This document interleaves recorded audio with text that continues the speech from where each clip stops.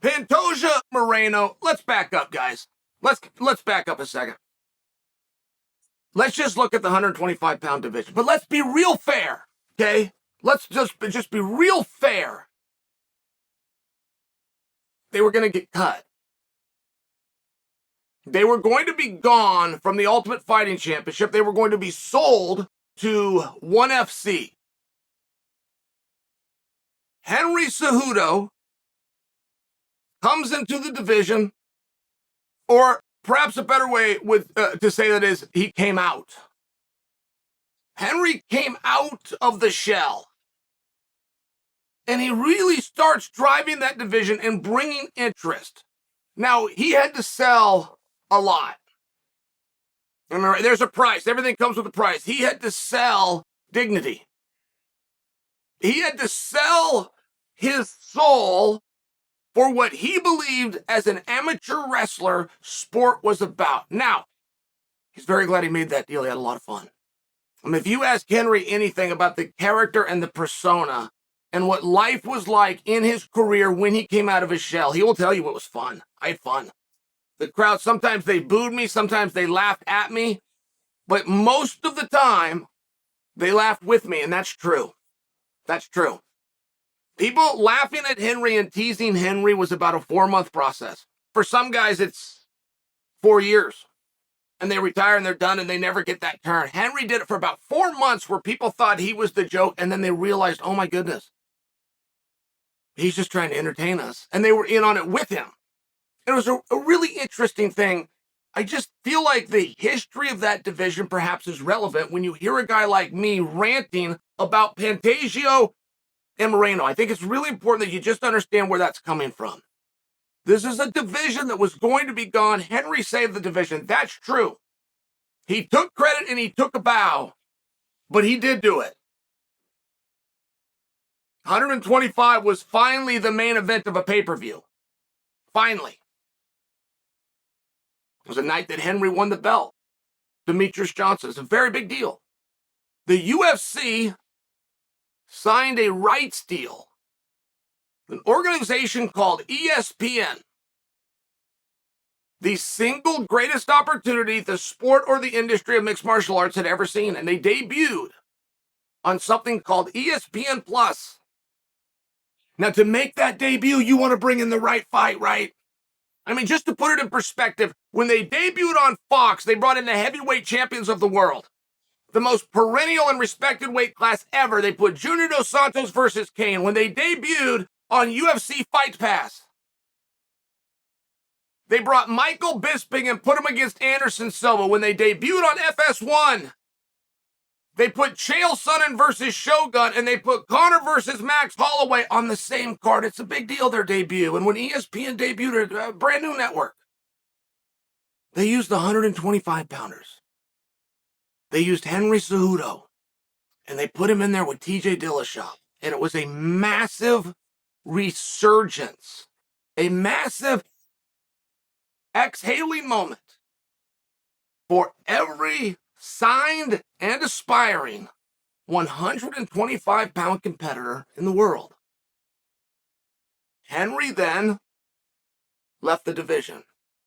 And it was hard. It was really hard when Henry left. But there was a guy that came in and grabbed it up. It was a former barber. The barber was relevant because he would do crazy things with his hair that would garner attention. He had a fashion sense that, in fairness, I could only dream of. And his name was Deiveson Figueiredo. And he did speak English. He wasn't great at the back and forth, but boy, he could do enough, and he could look cool when he did it. And then Deiveson Figueiredo got beat, failed to make weight, and ultimately has left the division. So what do you do? What do you do? If you're there, if you're a 125-pounder, there's an opportunity. Figueiredo never would have existed. The stardom of Figueiredo never would have existed had Henry not left the division. Henry would have sucked the air out of the room. Figueiredo never would have gotten noticed. Henry leaves. Figueiredo comes out as a star. Now Figueiredo is leaving. Who's going to come forward? And that is where my frustration with Pantoja or Pantaleo coming out and saying he doesn't want to be the villain opposite Moreno. I've seen Pantaleo. I've seen this Pantoja guy. I've seen him fight. He's awesome.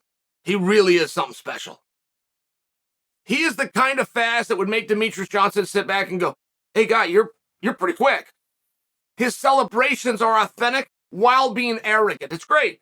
He pops on camera. But he's now come out, he says he doesn't want to be the villain. What difference does it make?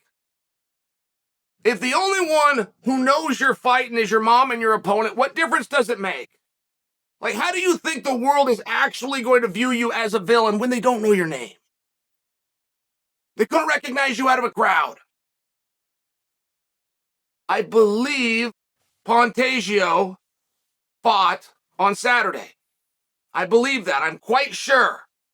When he made the confrontation with Moreno in the back, he himself was in the middle of a glorious moment, but I don't know that. And I'm not looking to be a jerk about it. Not only do I think he won by finish. Now, if I have that wrong, there's a chance that they just played a highlight reel of his last fight. That could have been what I saw as well. But I'm more trying to illustrate the point that what difference does it make if you're a villain or a babyface? If you're getting headlines in a division that 2 years ago was going to be cut, it was saved by a guy who left. It was then protected by a guy who's now gone. And it is currently at the helm of a guy who can't get to a main event. I mean, what difference would it make what role you're in? Wouldn't you just be thrilled as the car's going along that you've got a seat? And wherever you could fill in, wherever you could help out, wherever it is that you can go, a high tide rises all ships. Henry Cejudo saved you all. I never heard a thank you. Figueiredo came in and saved you all with a little bleach, a red dye spot, and some weird sunglasses. It doesn't take much. When a guy can bleach his hair and put on weird sunglasses and save a division, it means that's how bad your division is. That's how uninteresting your division is. And somebody decided to do a headline with your division.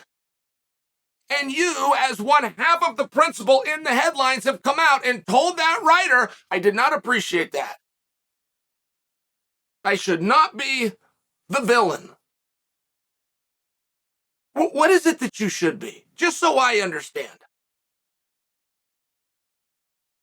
You're going to go into a steel cage extremely prepared. You're going to operate under the unified rules, which means you can't bring a stick, you can't bring a friend, and you can't poke him in the eyes. You're going to do anything else that you could possibly think of to take what he earned away from him. That is cold. To hell with his dreams and his family and their future. I'm here to take it all for mine. That's cold. Why would you run from that? Why would you hide from that? What part of that do you think isn't the role of a villain?